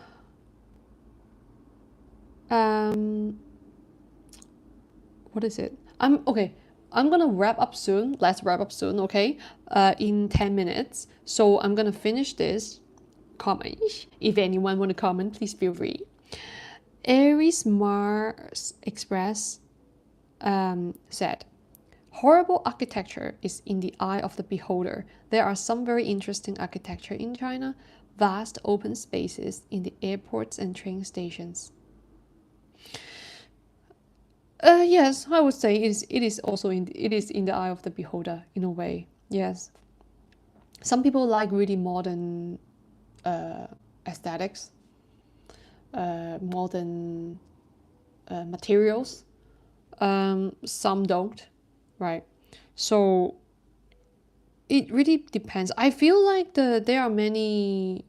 For Chinese architecture is much more about functionality nowadays, but the ancient ones, very beautiful, very beautiful. It's like a different era. It's a different era. It's like a milestone, like marking that this is another era. Like we can just kind of see, look back, and yeah, as a comparison. So yeah, it is in the eye of the beholder. I agree with you, Aries Mars Express. Buffer Monkey said, "What is AME? What does AME stand for? Is it like a sound like that, or like is it actual word?" I don't think horrible architecture is just in the eye of the beholder. There are rules of proportion that are found in nature that when oh I feel like an old granny when it comes to the internet slangs and usage. Anyways, okay. AME actually stands for Aries Mars Express, and you guys get it. Okay, that's good. And now I get it. I don't think there are rules of proportion that are found in nature that, when replicated in buildings, have a positive effect on psyche. Buffer Monkey also said, our language reflects the division in study. For example, the terms hard science and soft science. What is hard science? What is soft science? I'm like, I don't know. What is hard science? And what is soft science? Is it like hard skills or soft skills? Like soft skills is like for interpersonal relationships, and hard skills would be knowledge, like things that you have to study, like literal. Yes, is it like this, like hard science, soft science? Is it something like similar to this kind of application-wise, like this kind of understanding?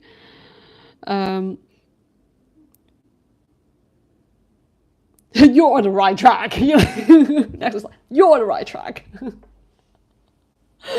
I'm taking some reference from that. Oh, it's a soft and hard. Ah, I see something. I'm on the right track. I'm glad to know this. Thank you. Next.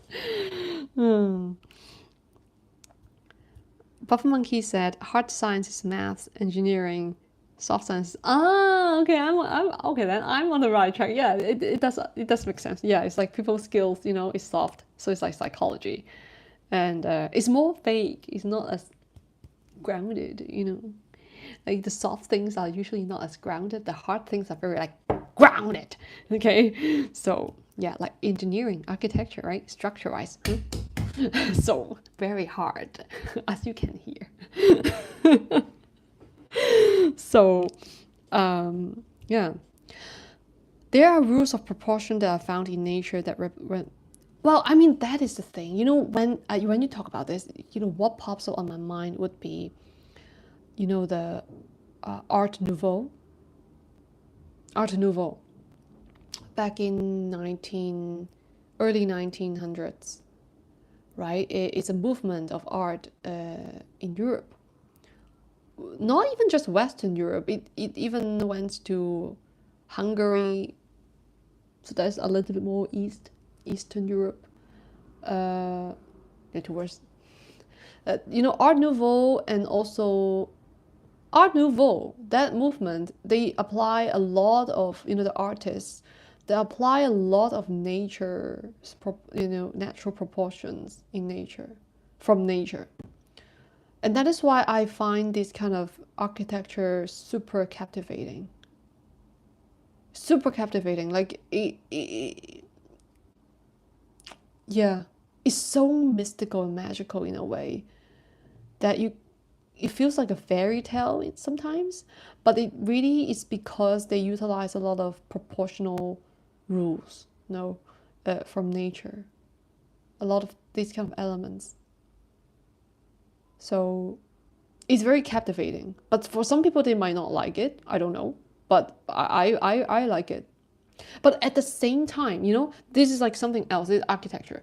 When it comes to this Art Nouveau, do you guys know Art Nouveau? Because I'm like, maybe I can type it out. I'm not sure if I'm like speaking Art Nouveau. I'm typing it out. Oh, that's me. The Minecraft Academy one is me. Okay, just so you know, this art movement, when there's another architect, his name is Le Corbusier. He's completely different. So I mean, it's just, I think it's Corbusier. This guy has a completely different style when it comes to, comparing to Art Nouveau. But they are all very cool. Like, I really appreciate both of them. The Le Corbusier is super structural in a way, but I would also say it's very futuristic. Like, his way of proportions, like the rules of proportions, it's comfortable for the eyes actually.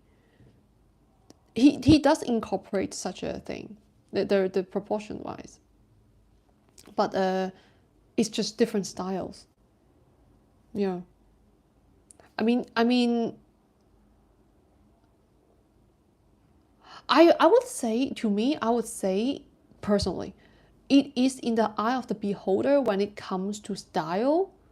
But when we talk about beauty, things about beauty, it is something about proportion and rules of nature, because it is in the flow with the cosmos, with the nature. So style wise, yes, in the eye of the beholder, style. But when it comes to the topic of beauty, that would be related to more about nature. So I think it's kind of like a different aspect of seeing it, you know, wrapping my head around. I love this conversation, so intellectual. I love it too. I really love it too. AME, AME, AME. I love this conversation too. I feel so intellectual with that. That's great. Buffer Monkey also said, no one calls a Roman temple ugly, just like no one calls a flower ugly. Proportions in temple reflect the ratios in the structure of the flower. both. So, Buffer Monkey's comment is so funny. He said, both my brain cells are working hard today. So you only have two. You only have two brain cells? You said both. Just joking. I'm just joking. My brain cells are also working hard too, okay? And soft. Hard and soft skills. Bringing that in, okay? My hard brain cells and soft brain cells.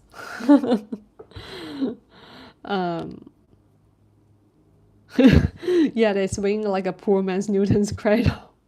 What? You're talking about what? Gravity? Are you bringing in gravity right now? I don't know if you're talking about Newton's cradle. Roman temple. No, I wouldn't say this. It's hard to say a Roman temple ugly. I think people might compare if it's like they like the Roman temple better, or like they like a Greek one better, or like an Egyptian one better. But after all, it's just all about proportion, isn't it? Like if they, yeah, it's like style wise, you could like Greek more, or Roman more, but beauty wise, it's quite universal. It's just very proportional, very balanced. See you later, AME. I'm gonna go as well. So, guys, we actually talked for 2 hours, I think. Yeah, this is a very nice chat. And so, everybody, I'm gonna launch the. I'm gonna set up the Discord, okay? So, and I will share in another video, I guess. Okay, so you guys can just join in to the Discord and let's start the free flow of discussion from different disciplines. How nice. How nice. Yeah. Okay, let me check with Buffer Monkey's question and then we wrapping up. Is style the human corruption of natural beauty? Wow, you're dropping me with such a deep question when I'm trying to wrap up the live video. Is style the human corruption of natural beauty?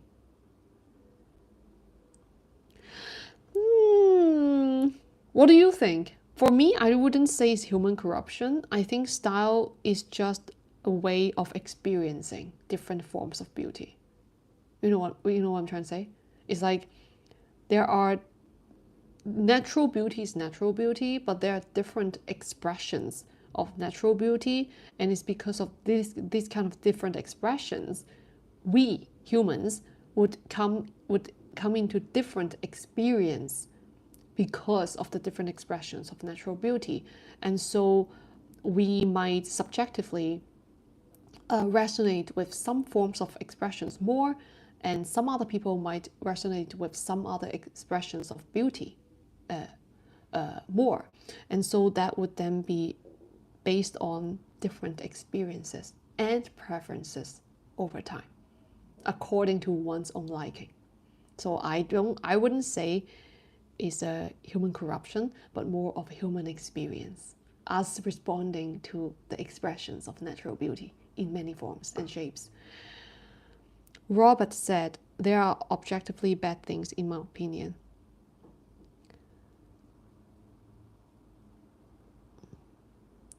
Robert said, there are objectively bad things. In which area? What do you mean? In which area? Buffer Monkey said, yes, so style causes an argument over natural beauty. Causes an argument. Sometimes it could become an argument, yes. Sometimes people, yeah, because you said style causes an argument over natural beauty. I wouldn't say argument over natural beauty. Personally, I feel like it's argument between people over their own opinions on natural beauty or style, isn't it? Usually it's really the clashing of opinions on beauty, is because of people holding different styles that they find resonation with, and they would connect that to themselves. And when they feel their style, the style that they resonate with, not being validated, then they might feel not being validated themselves. So that would bring in arguments usually because of different standpoints. That's how I see. Robert said, there are objectively bad things in Robert's opinion. He's referring to the bad artworks. Bad artworks.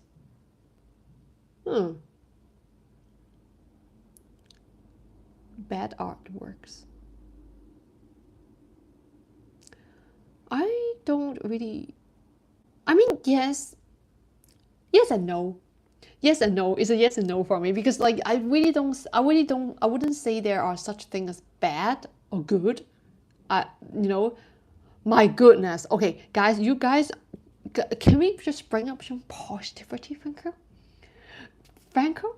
Okay, we don't self-blame. Okay, we do not self-judge. Okay, your face is a good piece of artwork of creation. Okay, please. Because Buffer Monkey said, my face is a bad artwork. I'm like, well, brother, please. No.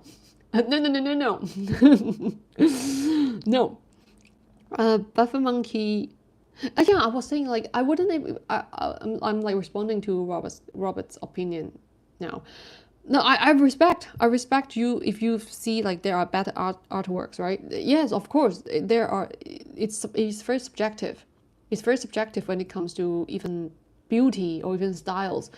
But I think I'm just such a person. Like I just really respect every kind of expression in any way, in any ways, shapes or forms, because to me there's no such thing as good artwork or bad artwork, because it's really an expression of a person. Sometimes another person would really resonate with such an artwork, even if I don't seem to like it, this is personal preference. It's really because they vibe. It's about frequency. Now this can be a very huge topic to talk about because it's about spirituality. It's about frequency, vibration. They match. That's why they resonate. But if I don't like such a piece, I could coin it as a bad artwork, right? I could. But in a more metaphysical sense, it actually means that my vibration is not the same as that vibration. Because artwork is an expression of the painter, of the artist. This artist's vibration is actually encapsulated into the artwork. And even at that period of time, that moment of time, how this artist's psychological state is, inner state. So it can tell so many things from here.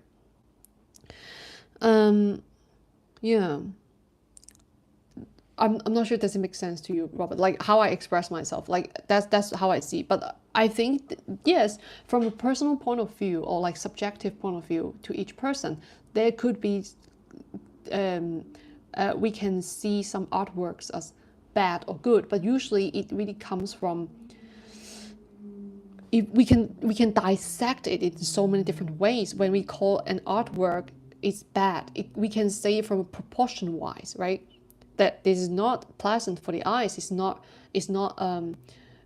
in inconsistency or incoherence with the natural laws of beauty or proportions. Now that's one stance, right? Another stance it could be, if it's something like a bad artwork, is because it has no obvious values when it comes to the art market industry, like art dealing. Right? It does not serve. It does not have a very strong signature, or it does not have a very strong sensational theme in it that it can be priced high. So then that could also be a bad artwork if we put into a business sense. So it can become very objective if I talk about it now, right? But on a subjective level, is really about personal expression. An artwork is literally just words not being expressed, or thoughts or feelings not being expressed in a verbal way, but instead is being, transformed into paintings or artwork. It's still about it's ultimately it's really about expressions. So that's how I feel. That's how I feel. Like feel. VIEW. Yeah. Okay, let me read Buffer Monkeys. We take a beauty that can be a universal style and then it because subjective. And then it became subjective. Yeah, usually it's like a funnel down. Yeah, it's like a like this. It is true. Universal, style, subjective. That's why it could be seen as a corruption of natural beauty. Oh, okay. You if I see. I mean, I respect how you see it though. Like if you see it as a corruption of natural beauty. My face, Buffer Monkey also said, my face was a natural beauty, then it got styled by life. Now its beauty is subjective. Great. Yes, I actually, yeah, I resonate with that. It's quite true in a way. Because if, do you know what? No.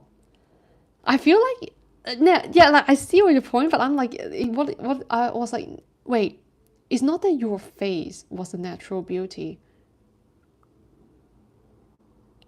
You are a natural beauty. Like you. Not just your face. Like you are a natural beauty, then it got styled by life and social standards, beauty standards. Now its beauty is subjective. Right? You are naturally beautiful. Beautiful. That's how I see it. You are naturally beautiful. You are naturally beautiful. You're a work of art, creation. Okay? Then it got styled by life. I'm just tricking you into stroking my ego. Like comforting your ego? Interesting. Well, oh, okay, I get it. I suddenly get it. I suddenly understand. Okay, like stroking your ego. Wake up! Get yourself together! Okay, so guys, thank you for joining this live chat today. I'm gonna have my meal. Okay, I'm gonna have my meal out. Yeah. Wake up! Okay, get yourself together. So yeah, I will see you guys in the next one. Let's see what we're gonna talk about next week. The live chat, okay? So thank you for joining this chat. It's a very long one, but it's very interesting. We talk about many different things, from cars to religions to open AI to folklores to proportions, art, architecture, and also mythologies. Okay, so we've explored a lot of different things here. I appreciate your time and your support, and I'll see you in the next one. Okay. Bye bye. Bye bye, everybody. Bye bye. If you want to say bye bye, you can type in the chat. Okay. If you want to, or you can just leave. Are you guys in sync? Bye.